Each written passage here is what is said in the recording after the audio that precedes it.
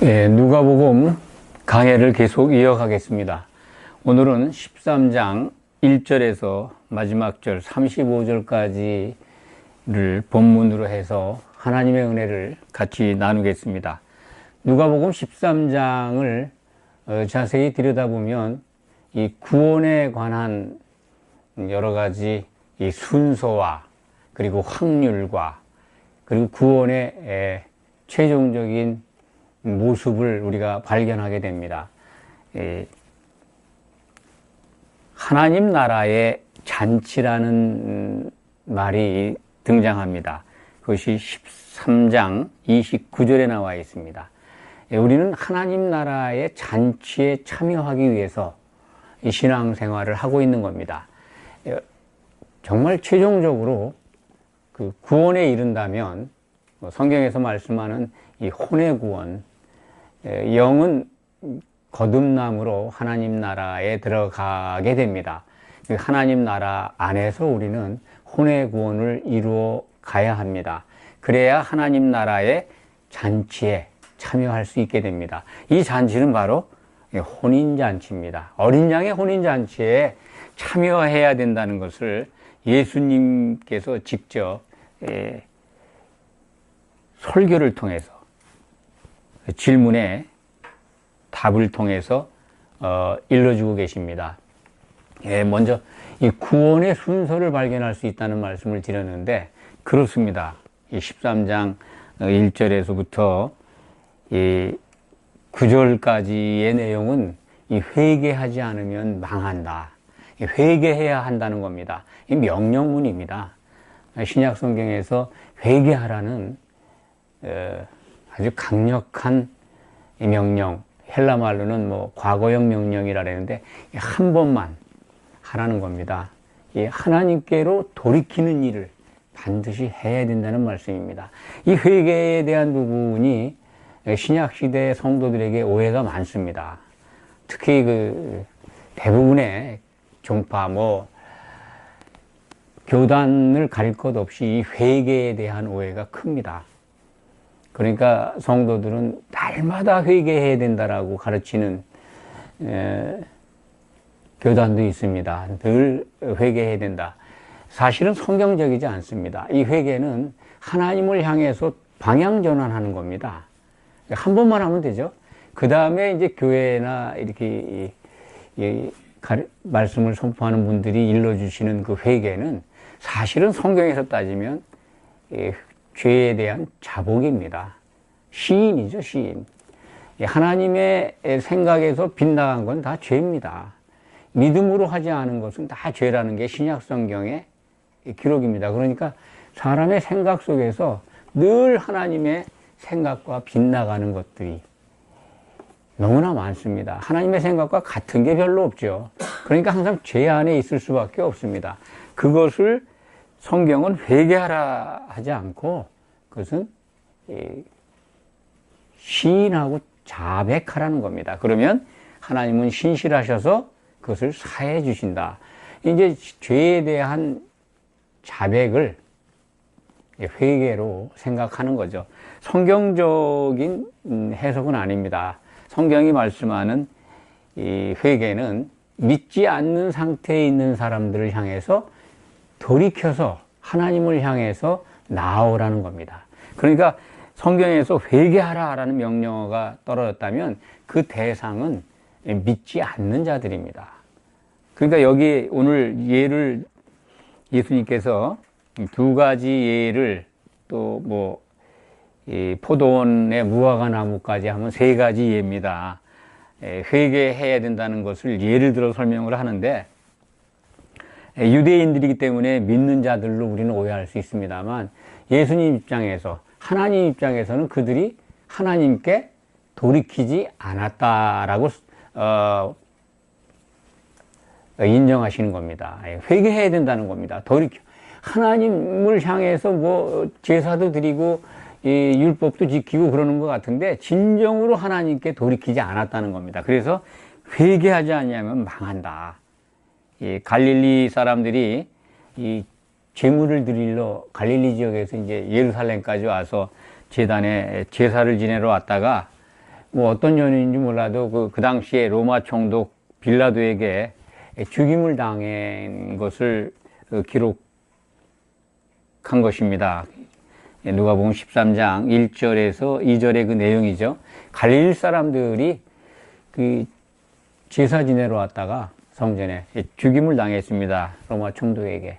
그래서 그들의 피가 제물에 섞였다라는 표현으로 기록되어 있는데, 그런데 예수님은 그것을 향해서 그 질문한 사람들에게 이 사람들이 이 다른 사람들보다 갈릴리 사람 다른 사람들보다 죄가 많아서 이 사람들이 죽임을 당한 해를 받은 자냐? 아니다. 너희도 회개하지 않으냐면 이같이 망한다. 그러니까 회개하지 않았다는 겁니다. 누구나 다 죄가 있다는 겁니다. 죄가 사해지지 않았다는 거죠. 조금 전에 말씀을 드린 대로 인간은 누구나 다 죄 아래 갇혀 있습니다. 로마서에 아주 정리가 잘 돼 있죠. 헬라인이나 유대인이나 다 죄 아래 갇혀 있다. 이미 우리가 그것을 선언했다. 그 죄를 벗어나서 자유롭게 되는 것은 예수 그리스도의 십자가를 바라봄으로 그분의 피의 구속의 은혜로 우리는 죄사함을 받을 수가 있다. 오늘 말씀은 핵심적으로 우리가 오늘 말씀 요 13장 1절에서 9절 사이에서 그 말씀을 듣고 바라보고 기억해야 될 것은 믿지 않는 자들을 향해서 또 돌이키지 않는, 회개하지 않는 사람들을 향해서 회개해야 된다라고 하는 예수님의 명령이다. 이렇게 기억하시기 바랍니다. 또 실로암 망대가 무너져가지고 예루살렘에 사는 사람들이 18사람이나 죽었습니다. 18사람이나. 그들이 뭐 예루살렘에 다른 사람들보다 죄가 많아서 죽은 줄 아느냐? 아니다. 모든 사람에게 죄가 있다는 겁니다. 그러니까 돌이켜 회개하라는 거죠. 하나님을 향해서 회개하고 이제 예수님의 복음을 받아들여서 천국 안으로 들어와야 된다라는 것을 일러주고 있는 겁니다. 그러니까 구원의 순서를 우리가 생각해 본다면 우선은 회개해야 된다는 거죠. 하나님을 향해서 회개하고 그 다음에 이제 이 10절 이하에 나오는 뭐 안식일 논쟁이죠. 이 안식일 논쟁을 예를 들으셨지만 이것은 이렇게 생각하시면 됩니다. 율법에서 벗어나야 된다는 거죠. 율법을 통해서는 구원에 못 이른다. 그런 말씀으로 이해하시면 구원을 이루는데 예수님의 오늘 말씀 속에서 어느 정도 어떤 순서와 절차를 밟아서 하나님 나라의 잔치에 참여할 수 있는가 하는 것을 우리가 확인하게 됩니다. 6절부터 9절 사이에 나와 있는 그 비유, 포도원에 심겨진 무화과나무. 여기 보면 포도밭이죠? 포도 농장에 포도나무를 심은 게 아니라 무화과나무를 심었어요. 그렇죠? 6절에 보면 비유로 말씀하시되 한 사람이 포도원에 한 무화과나무를 심었습니다. 한 사람은 누굴까요? 이 비유의 말씀 속에서 포도원이라고 하는 이스라엘의 무화과나무, 포도밭에 무화과나무를 심으셨습니다. 이 하나님이시죠. 하나님이 심으신 겁니다. 이스라엘 상징이 되죠. 포도도 이스라엘 상징하고 무화과나무도 이스라엘을 상징합니다. 무화과나무를 심었는데 열매가 열리질 않아요. 뭐 예수님의 공생의 기간과 좀 비슷합니다. 그런데 열매가 안 열리니까 3년 동안 찍어내 버리라. 그러니까 이 포도원 지기가 8절에 주인이여 금년에도 그대로 두소서 내가 두릅하고 거름을 줄이니 이후에 만일 열매가 열면 좋거니와 그렇지 않으면 찍어 버리소서 하였다 하시니라. 이 무화과나무가 찍힐까요? 안 찍힐까요? 찍힙니다. 그 찍힌다는 것은 이 성전이 회파되는 것으로 이해하시면 됩니다. 이스라엘이 회개하지 않지 않습니까? 그래서 이제 성전이 파괴가 됩니다. 그렇게 이 비유의 말씀이 이 상징하는 것이 그거다. 그렇게 이해하시면 됩니다. 그러니까 회개하지 않는다는 겁니다. 이스라엘 백성들 대다수가 예수님의 복음을 듣고 돌이키지 아니하고 그들은 아직도 구약 성경에 기초한 유대교를 가지고 있습니다. 유대교를 통해서 기록되어 있는 그 구약 성경에 기록되어 있는 것을 믿고 기다립니다. 메시아가 오지 않았다는 거죠. 그래서 예루살렘이 회복이 되고 예루살렘이 회복되면 제3성전이 건축이 되고 그러면 자기들이 기다리는 메시아가 온다는 것입니다. 그들의 교리는 그렇습니다. 그런데 그것을 차용해서 개신교 교단에서도 제3성전 건축을 기다리고 그것이 이루어지고 그래야 예수님이 재림한다고 하는 그 이상한 교리가 접목이 돼서 기독교가 요즘 좀 소란스럽습니다. 아주 구체적으로 이 제3성전 건축에 대한 이 설계도까지 다 완성이 됐답니다. 유대인들은 다 그걸 만들어 놨답니다. 그래서 이제 이 성지가 회복되기만을 기다리고 있습니다. 그 성지에는 뭐가 있습니까? 이슬람 사원이 세워져 있습니다. 옛날 이 성전이 있던 그 터에 회교도들이 자기들의 성전을 세워놓고 거기서 예배를 드리고 있는 것입니다. 그것이 무너지고 제3성전이 세워져야 예수님이 온다라고 하는 그 메시아가 온다는 거로 믿는 것은 유대교고 예수님이 그곳으로 재림한다고 믿는 것은 일부 기독교의 교단들 아주 대단하게 그것을 신봉하고 그 아주 시대의 흐름을 잘 따라서 믿고 있다고 자부하고 있는 사람들의 생각입니다. 10절 이하부터 17절까지는 이제 안식일에 예수님께서 18년 된 18세 동안 귀신 들려서 꼬부라지고 조금도 펴지 못했다. 꼬부라졌다는 게 이제 몸이 완전히 오그라들었다. 사지가 움직일 수 없는 상태. 얼마나 불편한 질병을 앓고 있었는가 하는 것을 짐작해 볼 수가 있는데 그것을 예수님은 사단에게 매여 그렇게 됐다라고 말씀하십니다. 그러니까 이 귀신이 들어가서 사람들의 정신도 혼란케 하는 것뿐만 아니라 육신을 아주 불편하게 곤란하게 한다. 모든 질병에 이 마귀가 관여하고 있다라는 것을 우리는 알 수가 있습니다. 그분을 안식일 날 그냥 고쳐주십니다. 어떻게 보면은 예수님의 의도가 있는 거죠. 율법의 행위로 하나님을 향해 나와서 구원에 이를 수 없다. 그러니까 가장 율법에서 그들이 아주 지금까지도 유대인들이 지키고 있는 게 안식일 아닙니까? 지금도 안식일 날은 손 하나 까딱 안 하는 유대인들, 그 못 버립니다. 그때도 이제 이 안식일에 대한 생각을 깨트려 주려고 안식일에 그 중병을 앓고 있는 한 여자를 고쳐 주시는 겁니다. 이 부분 13장뿐만 아니라 14장에서도 안식일 날 수종병 든 사람을 고치는 대목이 나옵니다. 안식일에 끊임없이 많은 사람들 앞에서 예수님은 그 질병들을 또는 원하는 사람들의 일들을 도와주십니다. 건져주시죠. 어떤 그 아주 곤란한 상황에서 건져주는 것을 또 성경은 구원으로 표현했는데 우리들이 원하는 영의 구원이나 혼의 구원과는 구별되는 말씀입니다. 같은 이 언어로 구원이라는 단어로 우리 이 말 성경에 쓰여 있기 때문에 이것도 구원받은 거구나. 병을 고쳐줬는데 내가 구원받았다 이렇게 기록되어 있으니까 혼란스럽게 오해하는데 우리가 원하는 이 혼인잔치에 들어가는 그 믿음의 결국, 믿음의 완성, 혼의 구원과는 다른 말씀입니다. 다른 환경입니다. 10절부터 17절에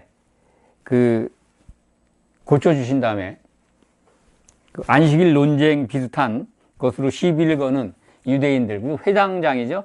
회당장에게 그 외식하는 자라고, 외식하는 자라고 아주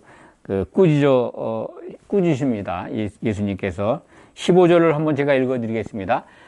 주께서 대답하여 이르시되 외식하는 자들아, 너희가 각각 안식일에 자기의 소나 나귀를 외양간에서 풀어내어 이끌고 가서 물을 먹이지 아니하느냐?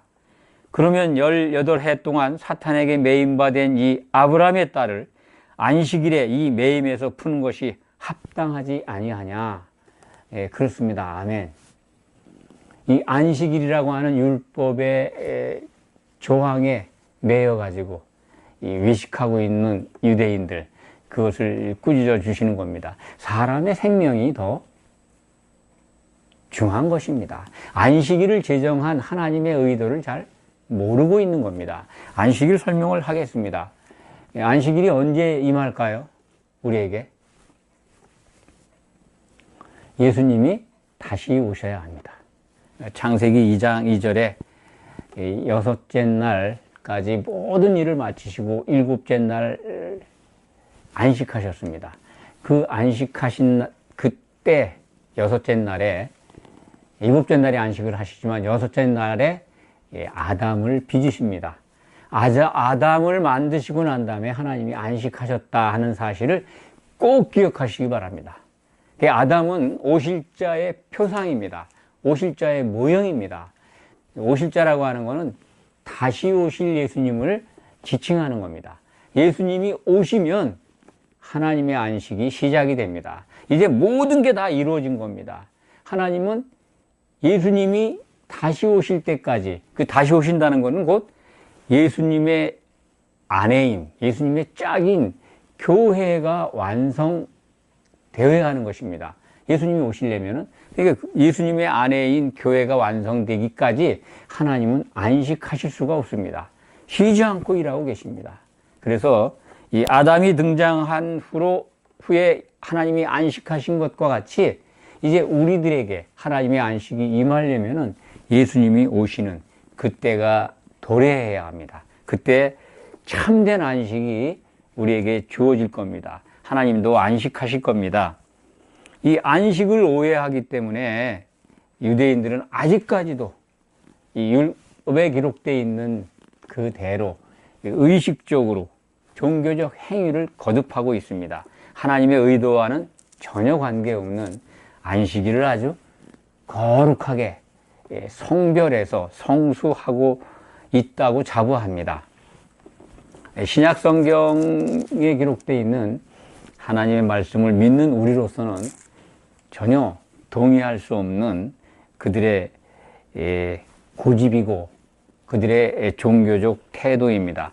18절부터 21절까지는 그렇게 회개하고 안식일이라든지 율법이 정한 그 종교적 법에서 벗어나서 이제 회개한 자들이 하나님을 향해서 돌이켜서 그리스도 안으로 들어온다면 하나님 나라에 들어오게 됩니다. 영이 거듭나면 하나님 나라에 입국하게 됩니다. 아주 합법적으로 입국한 거죠.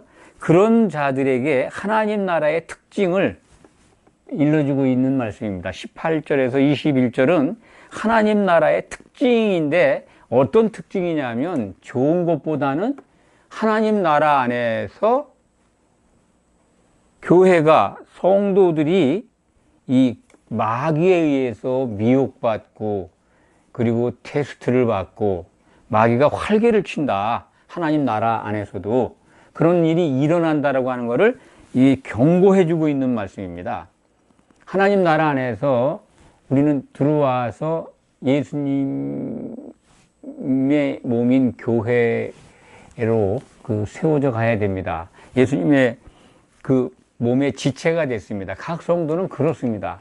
이 성도의 신분은 그리스도의 몸인 교회의 지체들이라고 신약 성경은 정의해서 우리에게 일러줍니다. 우리가 하나님 나라에 들어왔는데 그 비유를 한번 보십시오. 19절에 보면 이 자기 채소밭에 갖다 심은 겨자씨 하나를 갖다 하나님 나라 자라 나무가 되어 공중의 새들이 그 가지에 깃들었느니라. 이것을 전통적인 해석은 아주 교회의 부흥과 폭발적인 성장, 하나님 나라는 이렇게 확장된다라고 하는 논리로다가 오랜 기간 동안 우리는 알아왔습니다. 그런데 아무리 살펴봐도 그것은 아닙니다. 이것은 하나님 나라 안에서 활동이 보장된 이 마귀의 그 쉬지 않고 일하는 모습과 연관이 되어 있습니다. 이 채소밭에 심은 겨자 하나는요, 이 겨자는 1년생 채소입니다. 이 채소가 나무가 돼서는 이건 굉장히 곤란한 겁니다. 우쭐한 거죠. 어떻게 보면 사람으로 표현하면 교만한 성장입니다. 교만하게 됐다는 거예요. 그 교만하게 된 그 가지에 누가 오냐면 공중의 새. 예, 성경에서, 신약 성경에서 새는 마귀의 수졸들입니다. 공중 권세는 누가 잡고 있습니까? 마귀가 잡고 있습니다. 그 마귀의 수졸들이 그 우짜란 교만한 교회에 깃들인다는 거죠. 말이 깃들이는 거지 또아리를 트는 겁니다. 하나님 나라 안에 이런 일들이 벌어진다는 겁니다. 그러니까 회개하고 율법에서 벗어나서 하나님 나라 안에 들어와 있지만 정신 차리지 않으면 이 미혹하는 자들에게 붙잡혀서 그런 것들을 좋아한다는 거예요. 교회의 성장과 번영과 부흥과 얼마나 많은 모습들을 우리가 봅니까? 실제로 채소가 돼야 되는데 나무가 돼가지고 교회가 이 성도들로 가득해서 예수님의 몸으로 세워져야 되는데 이게 공중의 새들이 들어와서 두리를 틀고 교회에 들어와 있는 성도들을 미혹하고 있습니다. 또 20절 이하 21절 그 말씀도 마찬가지입니다. 또 이르시되 내가 하나님의 나라를 무엇으로 비교할까? 마치 여자가 가루 소말 속에 갖다 몰래 넣어, 몰래라는 말이 빠져 있습니다. 이거 이제 KJV 흠정용만 봐도 이게 몰래라는 말, 숨겨 넣었다라는 단어가 들어가 있습니다. 개역개정에 그 말이 빠져 있죠. 몰래 넣었다라고 해석을 하려니까 이 교회가 팽창하고 하나님 나라에서 이게 교회가 부흥하고 하나님 나라가 확장해야 되는 건데 몰래 넣었다는 게 그 단어를 집어넣으면 이상하잖아요. 그러니까 그걸 뺀 것 같습니다. 원문은 몰래 숨겨놓았다. 숨겨놓았어요. 어떤 여자가. 여자가 누굽니까? 교회.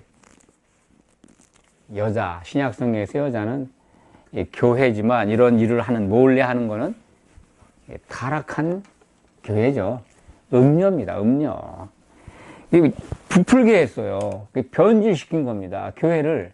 교회에 들어와 가지고 누룩을 퍼뜨려서 이 거듭나서 합법적으로 들어온 성도들을 변질시키는 겁니다. 그래서 나중에 마태복음 25장에 보면은 이 염소떼들이 다 돼 있지 않습니까? 염소떼들 가운데서 양을 골라낼 정도로 예수님이 오실 때 교회 안의 사정이 그렇습니다. 그러니까 전부 부풀어서 누룩과 같이 돼버렸어요. 이 누룩에 대한 비유. 그러니까 이 가장 작은 채소씨, 겨자씨의 비유와 이 누룩의 비유는 천국 안에서 일어날 상황을 이 경고로 일러주신 겁니다. 우리는 이 예수님의 경고의 말씀을 이제 오늘날 우리들이 만나고 있는 교회 안에서 쉽게 발견할 수 있다고 봅니다. 우리는 분별해야 됩니다.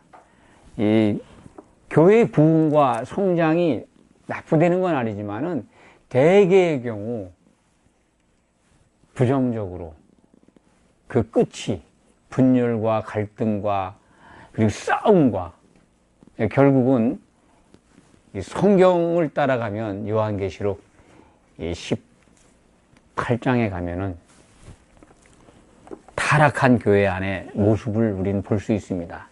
그게 이 교회라고 하는데 타락해가지고 가증한 새들이 가증한 새들이 머무는 처소가 돼버립니다. 여기에 공중의 새들이 또 아래를 트는 그런 이 타락한 교회의 모습을 우리는 성경을 통해서 확인할 수가 있습니다. 그러니까 천국 안에서 교회에 들어와 있는데 그 교회가 이렇게 변질되고 교만해진다는 겁니다.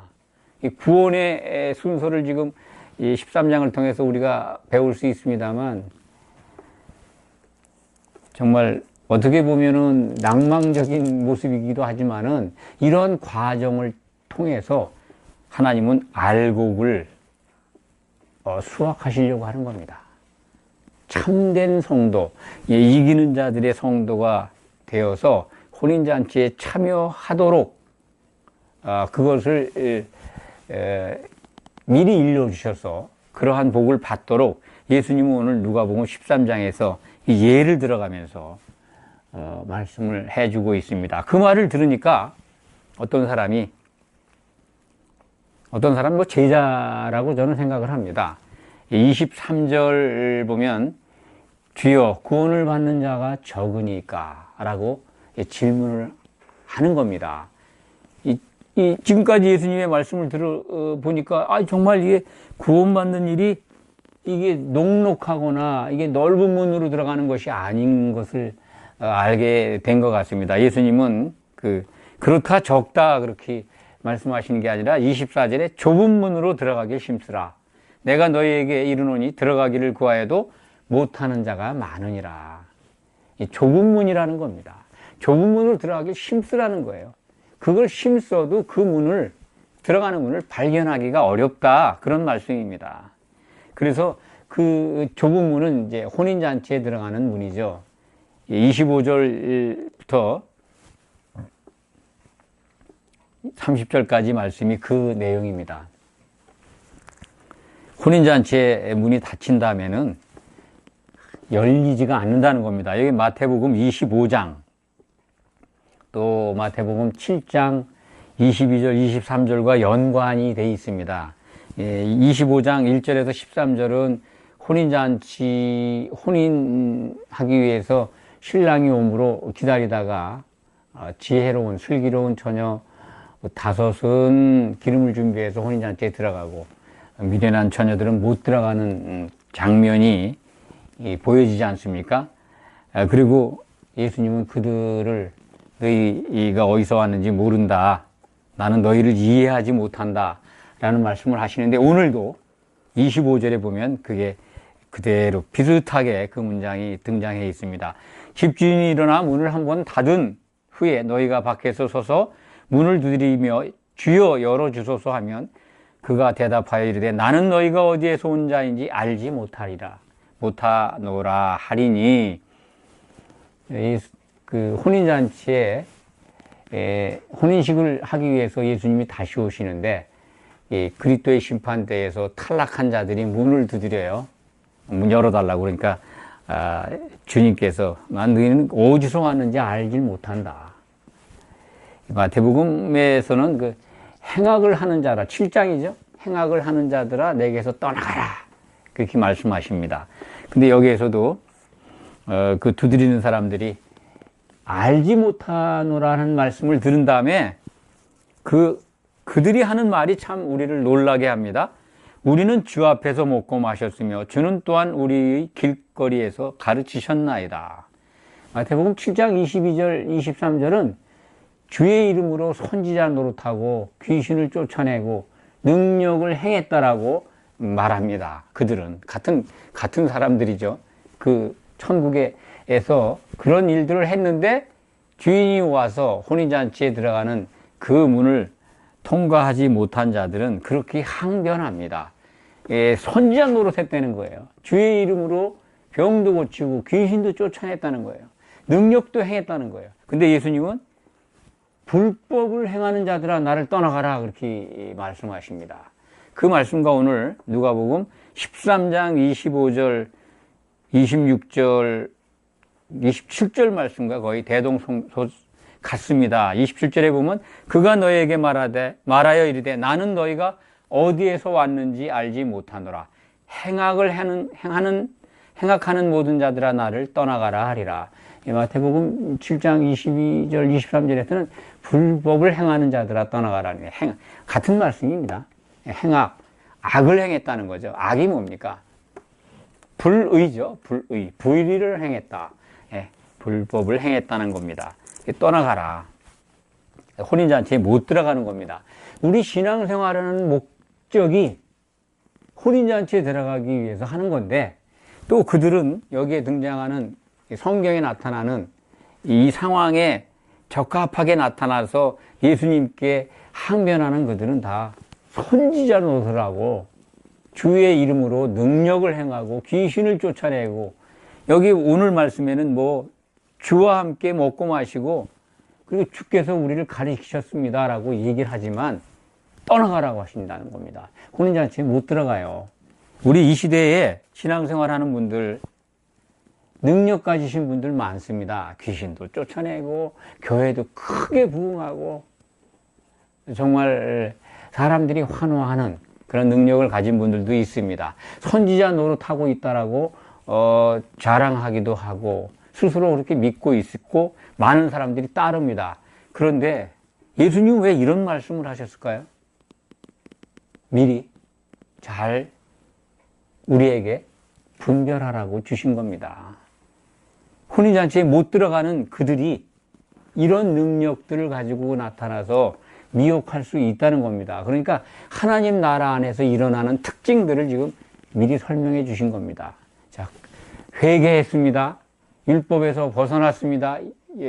유대인들은. 그래서 하나님 나라 안에 들어와 있습니다. 그런데 하나님 나라에 들어와 있으니까 이 하나님 나라에 허락된 마귀가 쉬지 않고 일합니다. 꼬투기입니다. 미혹합니다. 아주 하나님의 역사 같은데 변질시키고 불법을 행합니다. 정말 예수님이 오셨을 때 그들은 예수님이 몰라보십니다. 떠나가라고 얘기하십니다. 그래서 28절을 보면은 너희가 아브라함과 이삭과 야곱과 모든 선지자는 하나님 나라에 있고 하나님이 통치하는 가운데 있는데 오직 너희는 밖에 쫓겨난다는 겁니다. 어디로 쫓겨나요? 지옥불에 던져진다는 말씀입니다. 여기 밖이라는 게 혼인잔치 이 직전에 뭐가 있습니까? 그리스도의 심판대가 있잖아요.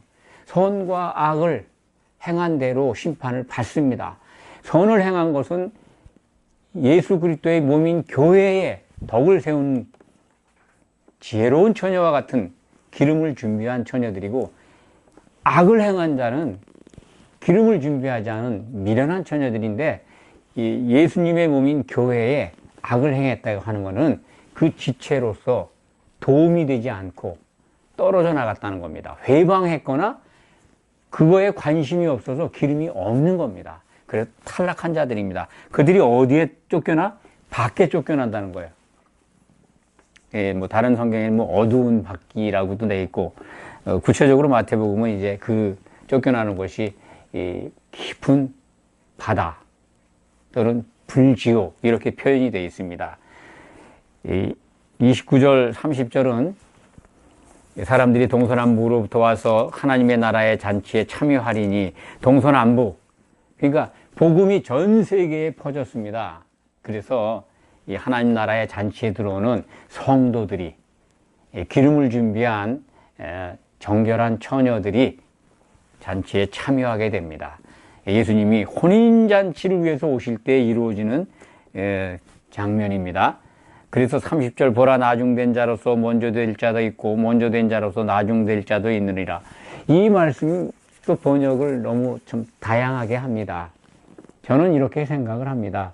늦게 이제 뭐 유대인과 이방인의 관계로도 설명을 합니다만, 저는 이 혼인잔치에 들어가는 자들과 백보자 심판 때에서 구원받는 자들을 말씀하신 걸로 이해합니다.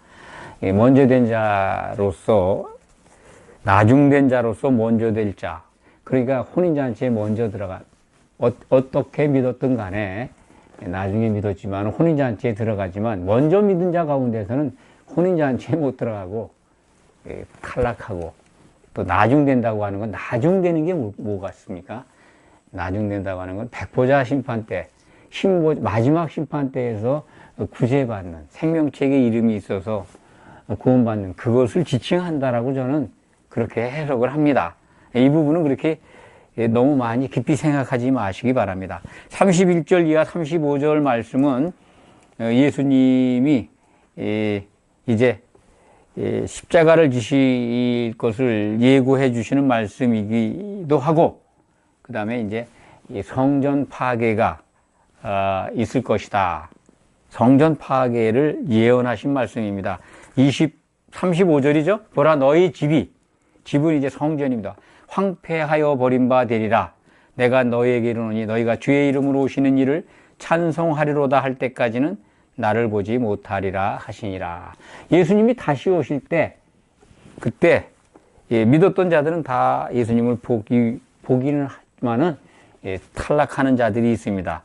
중요한 것은 여기 너희 집이 황폐하여 버린 바 되리라, 그 말씀대로 성전이 파괴됩니다. 예수님이 주후,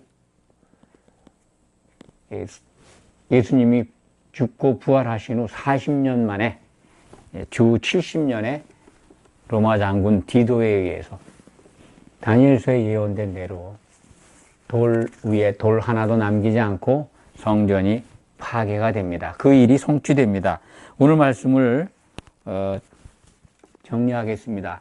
구원의 확률, 구원 받는 문, 매우 좁은 문이다 라고 예수님은 가르쳐 주셨습니다. 얼마나 좁으냐 하는 것은 우리는 구약 성경과 신약 성경을 통해서 확인할 수가 있습니다. 구약에서는 노아의 방주에서 구원받은 8명을 혼의 구원의 표라고 베드로 전서 3장 20절은 우리에게 일러주고 있습니다. 3장 20절 21절의 말씀입니다. 이 노아의 방주, 이것은 혼의 구원의 표다.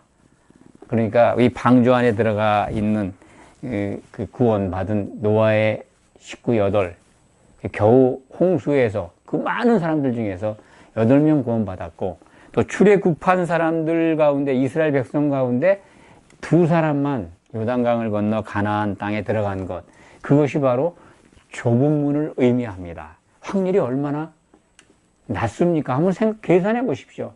60만 명 가운데 2명이 살아서 요단강을 건넜다는 것, 그것이 오늘 좁은 문으로 들어가길 힘쓰라고 한 말씀과 일치합니다. 구원의 확률을 널널한 것으로 생각하고 계신 분이 계시다면 생각을 고쳐 잡으시기 바랍니다. 성경은 이 혼의 구원이 매우 좁은 문인 것을 이 구약과 신약이 공히 우리에게 일러주고 있습니다. 기도하겠습니다. 아버지 하나님, 감사합니다. 우리들의 구원의 최종 목표, 우리들 성도들의 로망은 혼인잔치의 참여입니다. 이것을 위해서 주님은 우리에게 미리 자세하게 일러주셨습니다. 좁은 문으로 들어가길 힘쓰라고 하셨습니다. 우리는 그것을 이루고 혼인잔치에 참여하고 싶습니다. 그것을 위해서 우리는 이렇게 믿음으로 주를 향하여 나왔습니다. 오늘도 예배에 참석하고, 그리고 그리스도의 믿음 안에서 이겨가는 신앙의 모습으로 나아가고 있습니다. 아버지 하나님, 우리가 끝내 승리해서 이기는 자가 되어서 혼인잔치에서 주님과 더불어 아버지를 찬송하기를 원합니다. 이루어 주시옵소서. 예수 그리스도의 이름으로 감사드리며 간절히 기도하옵나이다. 아멘.